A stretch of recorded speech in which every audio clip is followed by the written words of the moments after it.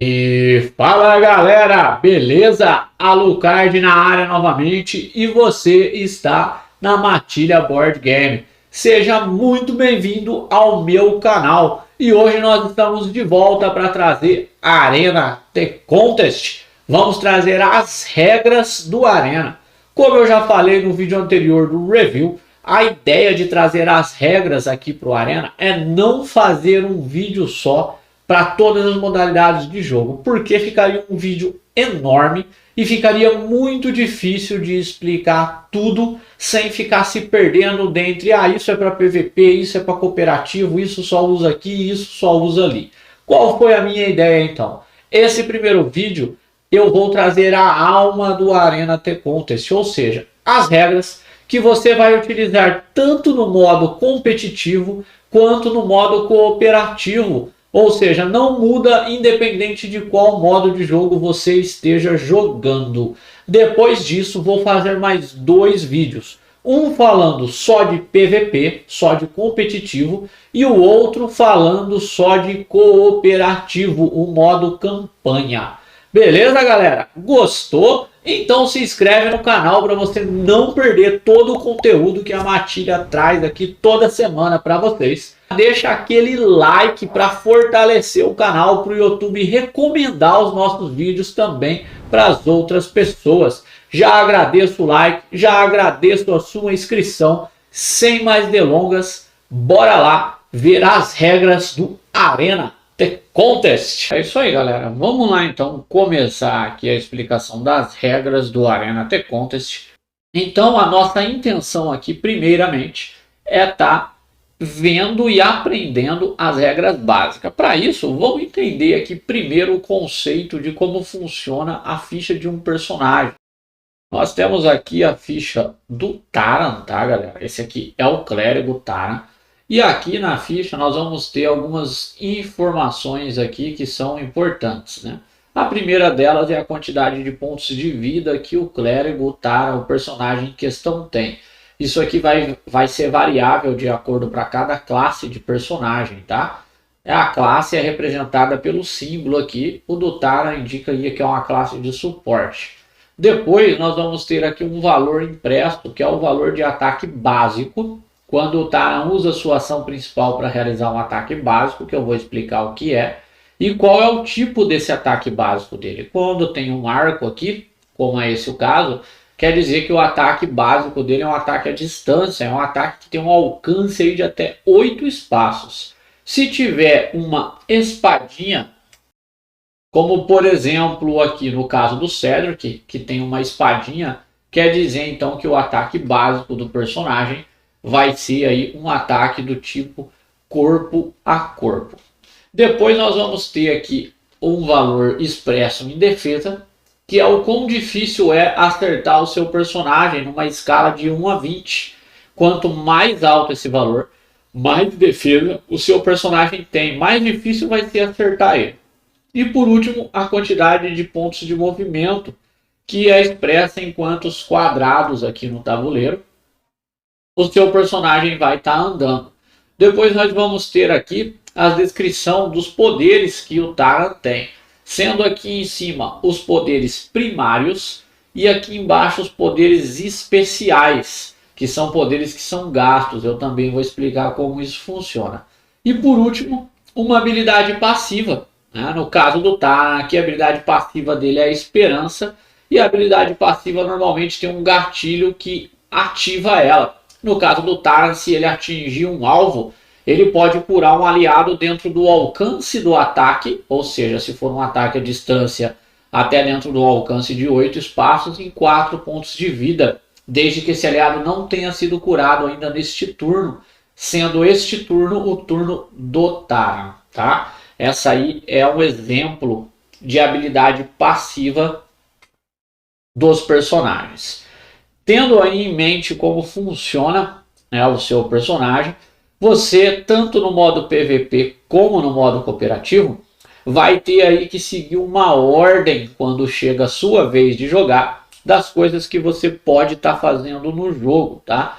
A ordem de turno, ela é diferente também do modo PVP, para o modo cooperativo. Então vamos falar da ordem dos turnos no vídeo apropriado de cada um deles. Nesse vídeo aqui vamos tratar a regra que é genérica para os dois modos. Um turno de um jogador é dividido em 3 fases, tá? Vai ter o início do turno desse jogador, vai ter a fase onde ele vai realizar ações, vai ter aí o fim do turno do jogador. Isso vai encerrar o turno de um jogador e então vai começar o turno do próximo jogador ou dos inimigos, dependendo do modo de jogo que você estiver jogando.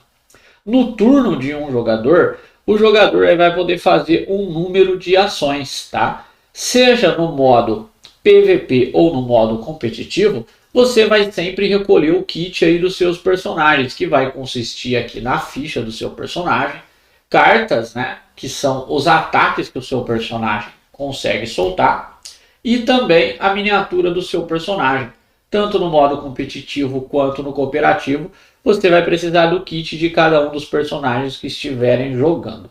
Então, na vez de um personagem, o jogador vai fazer aí o início do seu turno, onde todos os efeitos temporários que ele aplicou ou outros efeitos que terminam no início do turno desse jogador, eles vão parar de fazer efeito. Por exemplo, aqui se nós pegarmos a carta Santuário do Tara, tá vendo que ele tem aqui um efeito temporário, termina no início do próximo turno de Tara. Então, se ele tivesse aplicado esse efeito do Santuário em algum outro jogador, no momento em que começasse o turno do Tara, esse efeito aqui ia ser encerrado. Outra coisa que é preciso verificar no início do seu turno é se você está sobre algum efeito que ative no começo do seu turno. Dá uma olhada aí se você levou algum status, algum outro efeito de outro jogador ou de um inimigo, um NPC, para que você possa controlar no início do seu turno. E o último ponto é verificar o estado da ficha aqui de especial, tá? Essa ficha de especial eu vou explicar mais para frente como é que a gente usa ela, mas se a sua vez ela estiver virada desta forma aqui, que é No Special, quer dizer que você não vai poder fazer uso de nenhuma das ações que precisam dessa ficha aqui. Caso ela esteja aqui com o lado especial virado, pronto, você vai poder fazer uso aí dessas habilidades que eu vou falar aqui na parte apropriada. Na fase de ação, então, após o início do seu turno, você vai entrar na fase de ação, onde todos os jogadores eles vão poder estar fazendo aí uma ação principal e uma ação de movimento, seja ela aí nas ordens que eles acharem melhor. Por exemplo, ele poderia fazer primeiro uma ação de movimento e depois uma ação principal. Ou ele poderia fazer uma ação principal e depois uma ação de movimento. Ou então ele até poderia fazer aí uma principal e não se mover, ou fazer o seu movimento e não fazer uma ação principal, ficando aí a escolha de cada jogador. A ação de movimento, o jogador pode estar fazendo aí um número de coisas diferente com os seus pontos de movimento, tá? A primeira coisa que ele pode fazer é se movimentar. Uma vez que você começa a sua ação de movimento, você pode aí então estar gastando os pontos de movimento representados aqui na sua ficha por movimento, da maneira como você achar melhor, usando aí um número de ações que são possíveis pagar com pontos de movimento, que eu vou estar explicando quais são. Outra coisa importante é que uma vez que você iniciou sua ação de movimento, se você interromper ela, terminar ela, você não vai poder retomar ela de novo. O que isso aí quer dizer? Imagina que você fez aqui um movimento com o Tara de 1, 2, então você resolveu aqui fazer um ataque contra o jogador que está controlando a Niari. Após esse ataque, você não poderia gastar os outros 3 pontos de movimento que você tenha para fazer novas ações com seu ponto de movimento. Todos os pontos de movimento não utilizados acabam aí sendo gastos. A primeira coisa que você pode fazer com os seus pontos de movimento é se movimentar. E o movimento aqui em Arena The Contest, ele é um movimento muito básico, muito simples, é uma regra de movimentação simples, onde todos os quadrados, tanto na diagonal quanto na horizontal e na vertical, são considerados adjacentes ao seu personagem. E você pode se mover desta maneira da forma como você quiser, sem custo adicional por se mover na diagonal. Por exemplo, eu poderia andar aqui 1, 2, 3 diagonalmente e ele custaria apenas 3 pontos de movimento, assim como 1, 2, 3 na vertical. Não muda aí o custo para você andar em nenhuma das direções. Enquanto você se movimenta, você pode passar por espaços onde tem aliados seus. Imagine aqui que a Catarina faz parte da equipe do Taran, então o Taran poderia atravessar por espaços onde está a Catarina normalmente. Mas obviamente ele não poderia parar no espaço dela, não pode ocupar o mesmo espaço, mas ela pode passar pelo espaço onde estão os seus aliados. Quando falamos de movimentação diagonal, apesar do jogo ter aí essa liberdade de movimentação diagonal, ela possui algumas restrições, tá? Quais são as restrições da movimentação diagonal? Quando você se movimenta diagonalmente e você precisa passar por um dos espaços de uma barreira, por exemplo, esse muro, você não pode fazer o seu movimento diagonal. Isso quer dizer, o Taran não poderia fazer um movimento diagonal para este quadrado aqui, porque ele estaria passando na ponta do quadrado ocupado aqui pelo muro. Então ele não poderia fazer este movimento para cá, Ele teria então que gastar 2 pontos de movimento, contornando aí essa barreira. Porém, imagine a seguinte situação. A Niari é um oponente do Taran. O Taran poderia se mover diagonalmente, passando pela Niari aqui, dessa forma permitindo o movimento diagonal. Mas ele geraria aí uma outra consequência, que é um ataque de oportunidade. Para quem aí já jogou RPG, seria algo semelhante a isso, que nós vamos explicar daqui a pouquinho. Mas esse movimento em diagonal, passando por outro combatente, é permitido.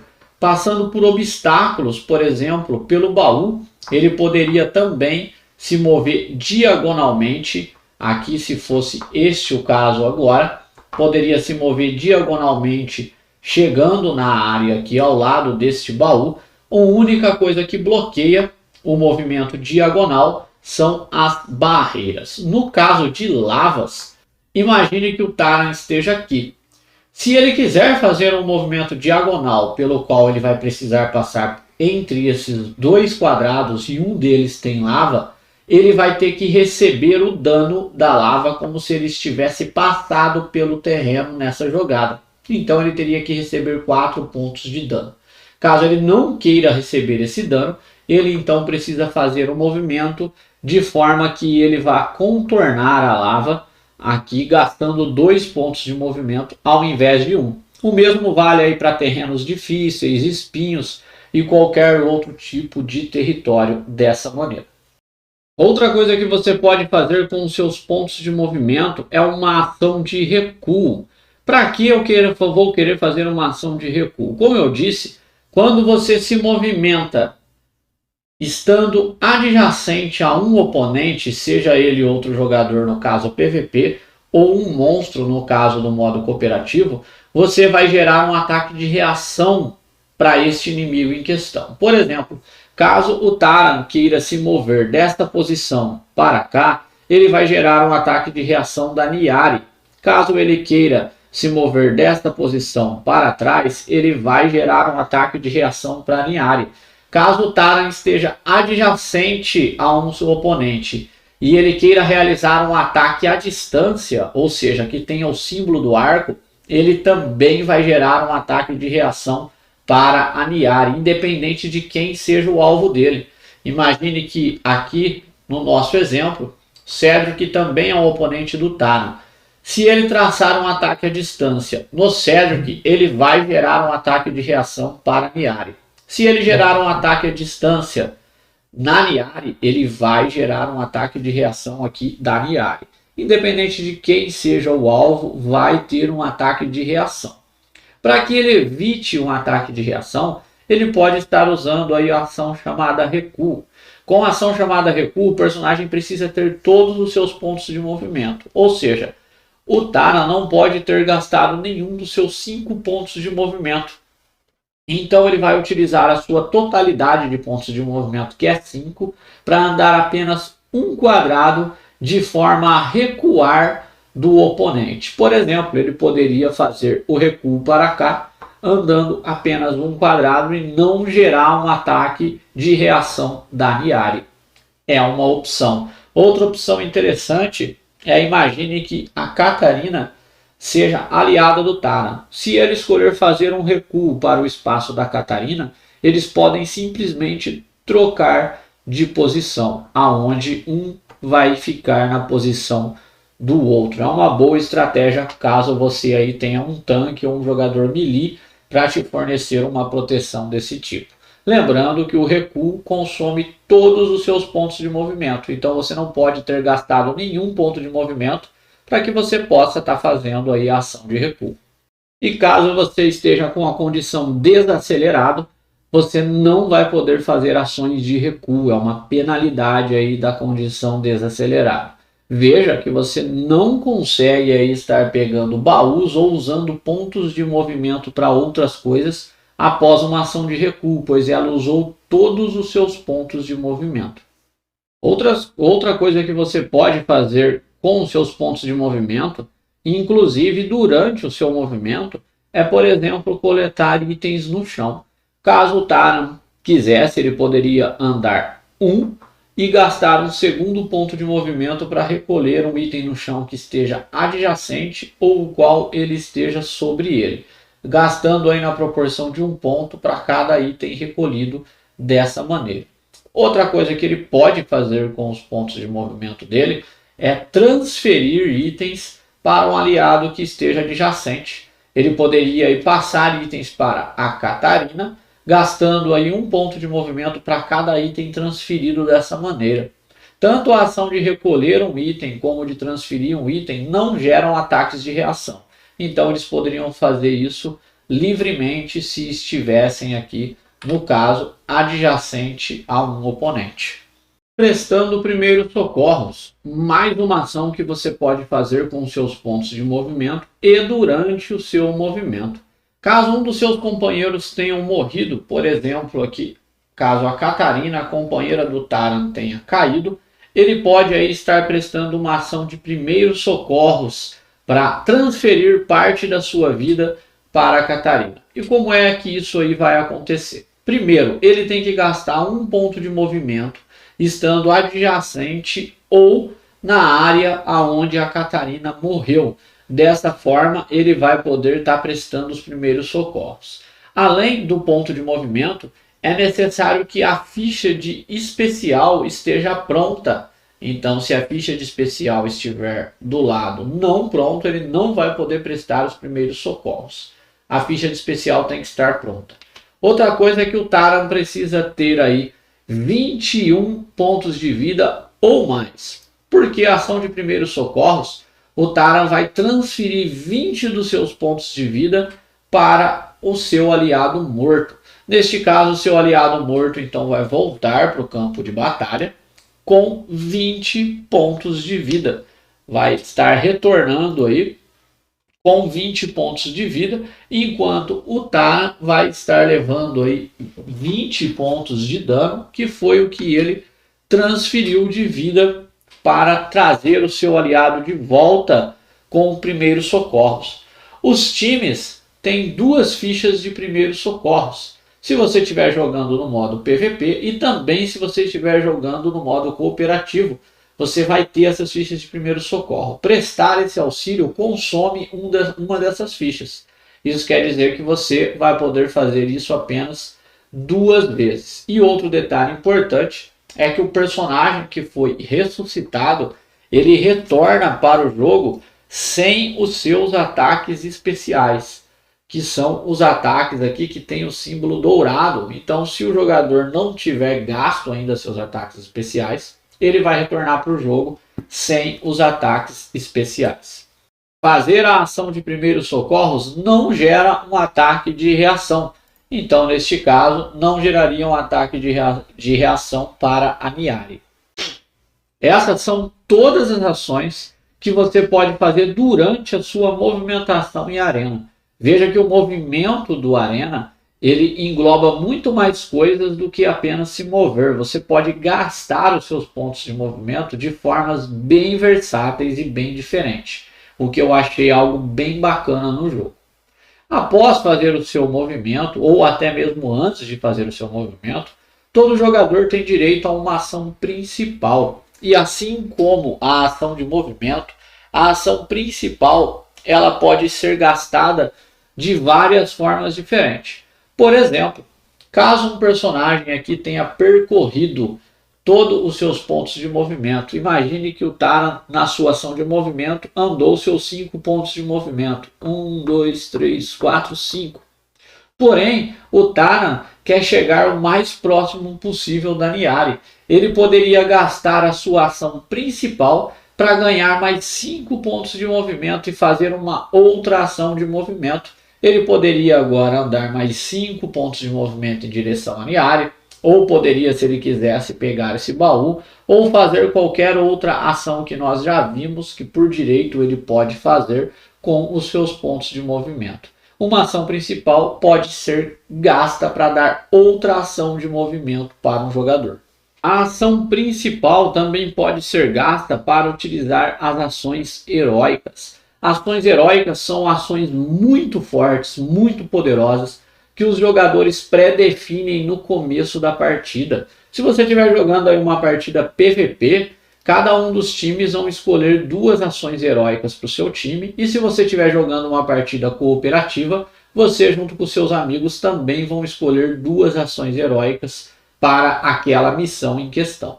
Para fazer uso da sua ação heróica, você vai precisar gastar uma ação principal e também você vai precisar que a ficha de especial pronto esteja com o seu lado ativo. Caso ela não esteja, você não vai poder fazer uma ação heróica. A ação heróica normalmente, após ser realizada, a carta em questão é descartada e você não pode mais fazer a ação heróica em questão pelo resto da partida. E por último, o que você pode fazer também com a sua ação principal é, claro, atacar. Com a sua ação principal, você pode atacar os seus oponentes de 3 maneiras. Você pode escolher usar o seu ataque básico, na onde você irá utilizar um valor de dano e o alcance que está expresso aqui na ficha do seu personagem em ataque básico. Ou você pode realizar um ataque primário, do qual você vai poder escolher aqui também na sua ficha entre 2 dos ataques disponíveis que estão em cinza para que você possa realizar, onde cada um deles possui toda a sua mecânica para que você consiga acertar e os efeitos. Ou você pode realizar um ataque especial, que é um dos seus 2 ataques dourados. Porém, os ataques especiais também fazem uso aqui da ficha de especial. Se ela estiver pronta, você pode fazer seu ataque especial. Caso contrário, você não vai poder. Além do mais, o seu ataque especial ele é perdido após que você realize ele. Então, se você, por exemplo, usar a Graça Divina do Taran, essa carta vai ser removida de jogo. Você não vai poder usá-la novamente. Como ela tem um efeito permanente, ela vai ficar no jogador que você vai dar esse efeito. Nós vamos falar disso um pouco mais para frente. Mas o Taran não tem mais essa habilidade disponível. Ao contrário dos ataques primários. Os ataques primários, que são os ataques cinzas, esses ataques aqui você pode repeti-los todo o turno da maneira como você queira. Tá? Outra coisa importante, e a única diferença, na verdade, do ataque básico, é que toda vez que você escolher fazer o seu ataque básico, que é o seu ataque mais fraco, o seu ataque mais chulé, tá? Você vai ganhar aí mais um de acerto. Então, na hora de você rolar o seu dado, você vai somar mais um ao resultado que você tirou. No caso de um ataque básico, ele pode ser de 2 maneiras. Ou corpo a corpo, ou seja, o seu oponente precisa estar em qualquer um dos quadrados que esteja adjacente a você, para que você possa realizá-lo, ou um ataque à distância, no qual você tem aí um alcance de 8 quadrados, podendo contar tanto em diagonal quanto na horizontal e vertical da maneira que você queira. Lembre-se que quando você ataca à distância e há um oponente adjacente a você, você vai provocar um ataque de reação, que nós vamos explicar certinho como ele funciona. Quando você faz um ataque básico, você vai então ganhar um benefício de mais 1 de dano, de acerto, desculpe, e não de dano, e você vai aí causar o dano que estiver impresso na cartilha do seu personagem no espaço ataque básico. Caso você erre, o ataque básico não causa dano residual. Dano residual aí é um respingo de dano que um ataque seu pode causar. Nós vamos ver isso em detalhe aqui no ataque primário. Por exemplo, caso o Taran escolha aqui usar o seu ataque primário Santuário. Toda essa carta tem toda a descrição de como o ataque dele funciona. Primeiro, ele sabe que esse ataque é um ataque à distância que pode acertar um inimigo em até 8 espaços. Ele sabe que esse ataque vai ter como alvo um inimigo. Ele também aqui vai ter neste símbolo quanto de dano esse ataque vai causar. E aqui a descrição mais efeitos caso esse ataque aqui acerte seu oponente. Na linha de baixo vai ter a descrição do efeito que esse ataque vai causar. E aqui por último nós temos uma opção escrito erro. Caso você não acerte o ataque, você vai aplicar o efeito que está escrito no erro, que aqui no caso vai ser um dano residual. O dano residual aí normalmente é um dano de respingo que você causa, porém ele tem uma regra bem especial. O dano residual nunca pode reduzir o HP de um oponente abaixo de 1. Isso mesmo. Se ele estivesse, por exemplo, atacando o Cedric aqui, e o Cedric tivesse 3 de vida, e ele errasse esse ataque, o dano residual, por mais que seja 5, só deixaria o Cedric com 1 de vida. O dano residual nunca mata aí um oponente, a menos que um equipamento ou algo diga o contrário. Então, toda vez que você realizar um ataque, a primeira coisa que você vai fazer é definir um alvo. Nesse caso, vamos imaginar que o Taran vai realizar um ataque contra Niari, e ele está aí a 1, 2, 3, 4, 5, 6 de distância, portanto é um ataque válido. Ele viu que o seu ataque é um ataque à distância, ele vai tentar agora acertar a Niari. Para isso, ele vai verificar a defesa do seu oponente. A Niari aqui tem 6 de defesa.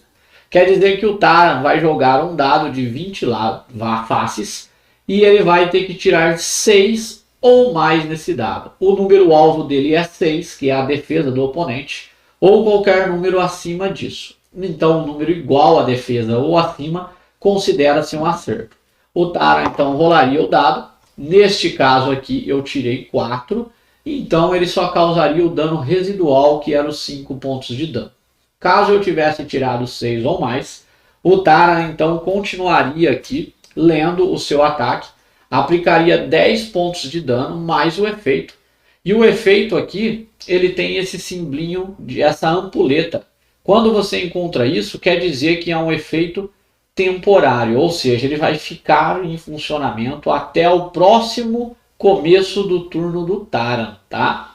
E aqui, ó, um aliado dentro do alcance ficaria reforçado. Esse aliado ganharia mais 3 de defesa aí, uma vez por turno, e imune a novos efeitos dos inimigos, exceto aí o poder passivo dos oponentes. Seria o efeito que o ataque do Taran causaria, e este efeito seria causado em um aliado. E esse aliado teria que estar dentro do alcance, então ele poderia causar na Catarina, por exemplo, 1, 2, 3, 4, 5 aqui, a Catarina receberia este efeito. Como que você controla os efeitos aqui em Arena?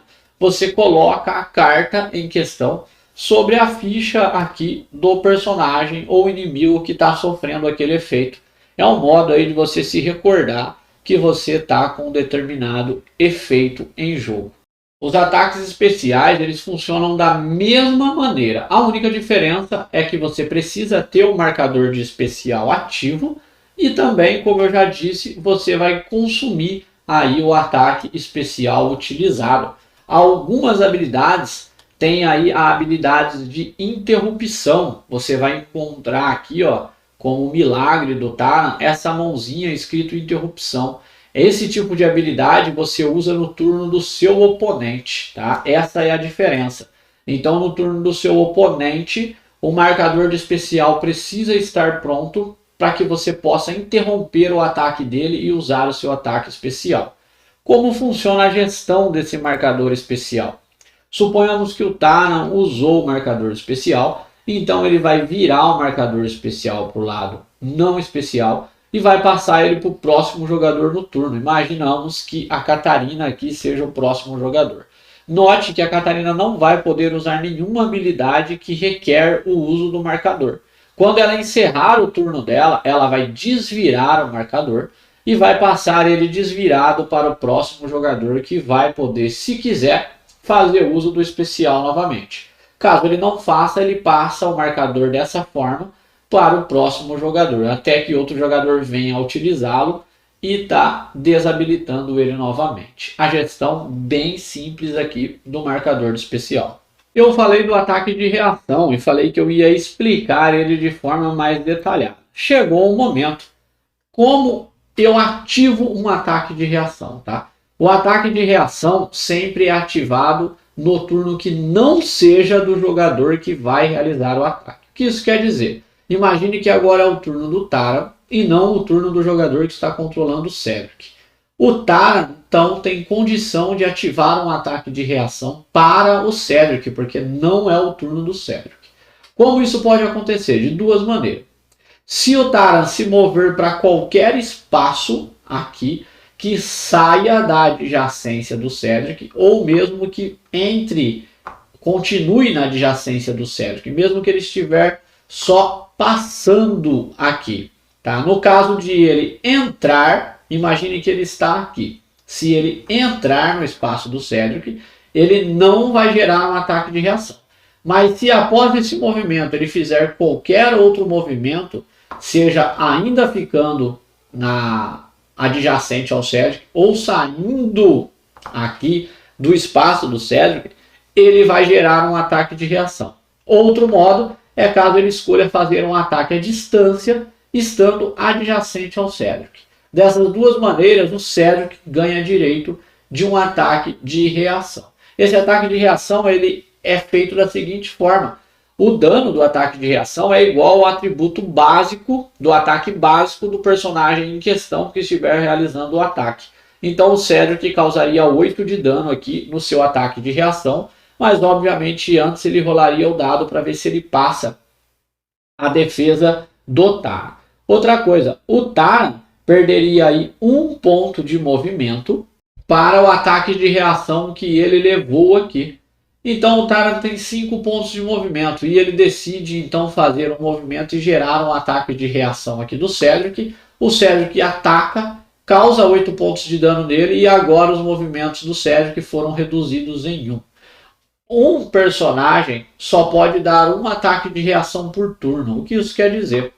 Suponhamos aqui que o Cedric o Taran ande para cá, ele vai gerar um ataque de reação do Cedric. Se ele fizer um próximo movimento, ele não gera mais ataques de reação do Cedric, porque o Cedric já deu um ataque de reação nesse turno. Mas ele pode ativar ataques de reação de outros jogadores. Se o Taran quiser se movimentar daqui para cá, ele vai gerar um ataque de reação, tanto do Cedric quanto da Niari. Então, quando ele quiser fazer o próximo movimento, nem Niari nem Cedric poderão realizar um novo ataque de reação nele, porque eles já fizeram um ataque de reação neste turno. Lembrando que este turno é o turno do Taran. Após o turno do Taran, esses dois jogadores vão ter direitos a ataques de reação em turno de outros jogadores, por exemplo, no turno da Catarina. Beleza? Outra regra importante é que quando você realiza um ataque, você aplica o dano e todos os efeitos, mesmo que o personagem morra, tá, pessoal? Ah, eu causei 10 de dano e os 10 de dano já mataria aquele personagem, então o meu efeito não vai ser ativado. Não. Primeiro você aplica o dano, os efeitos e após isso você verifica se o personagem em questão morreu ou não. E como nós estamos falando de ataque, o jogo possui aí linha de visão. Isso é um conceito aí também muito bem simples no jogo, tá? Muito fácil de nós trabalharmos, que consiste na seguinte regra. Caso você for fazer um ataque e você traçar uma linha reta de qualquer ponto do seu quadrado, para qualquer ponto do quadrado do seu alvo e não tocar em nenhum elemento bloqueador, que normalmente são as paredes, tá? Elementos bloqueadores só são considerados barreiras, que são paredes e portas. Se esta linha não tocar nem na diagonal de um elemento bloqueador, isso quer dizer que o ataque é um ataque válido. Agora, se ele tocar na diagonal, que seja de uma parede ou de uma porta, o seu ataque não vai ser um ataque válido. Então, vamos aumentar aqui um pouco mais o nosso zoom. Imagine só, se o Taran quiser realizar um ataque contra Niari, ele poderia então traçar uma linha imaginária aqui deste canto do quadrado dele para este canto aqui do quadrado na Niari. Dessa forma, ele conseguiria ter visão aqui para Niari, mesmo estando atrás dessa parede, por conta do cantinho do quadrado dele, que consegue se conectar ao cantinho desse quadrado da Niari, de forma que não conecta, não passa por nenhum elemento de barreira. Note que se ele quisesse escolher essa ponta desse quadrado, ele já automaticamente estaria tocando aqui na barreira da parede.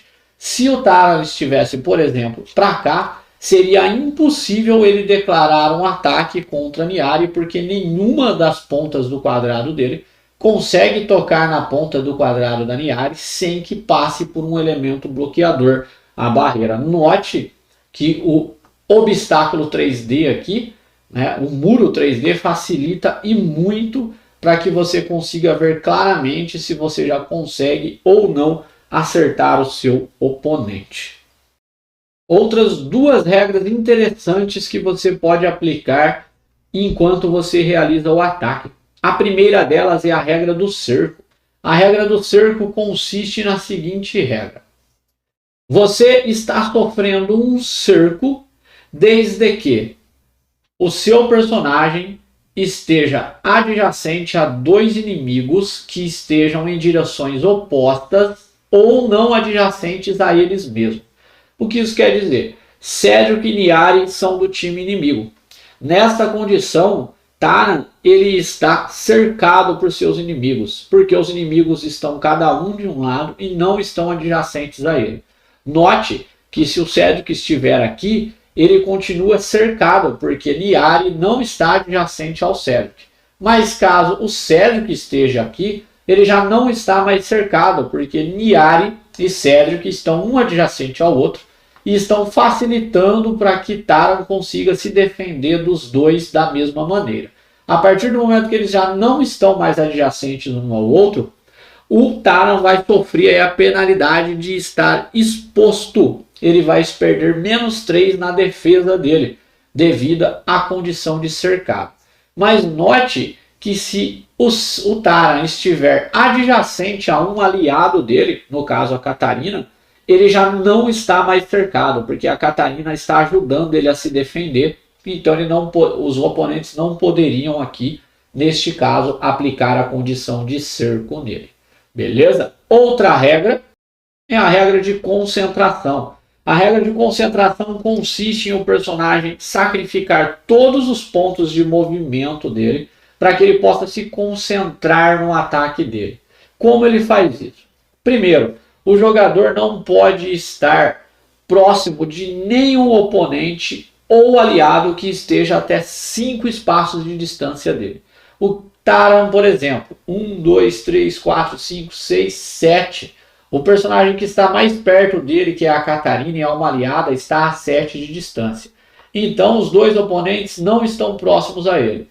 No início do turno do Taran, então, ele poderia escolher sacrificar todos os seus pontos de movimento para realizar um ataque concentrado contra o Cedric ou contra a Niari.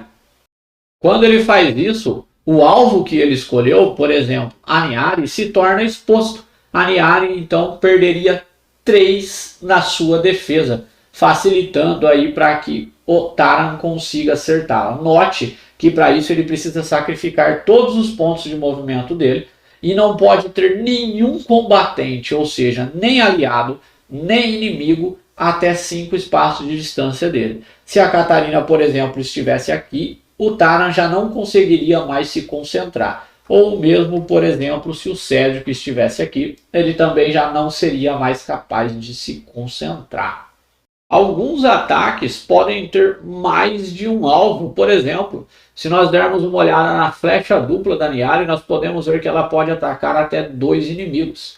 Para isso, ela poderia escolher 2 alvos diferentes, ou se a habilidade permitir, como no caso do dela permite, ela poderia atacar 2 vezes o mesmo alvo, ou uma vez cada um dos seus alvos. Então tem aí algumas habilidades que pode afetar múltiplos alvos. Outra coisa é a duração dos efeitos. O primeiro deles é temporário, que nós já vimos que normalmente ele termina no início do turno do jogador em questão que aplicou o efeito.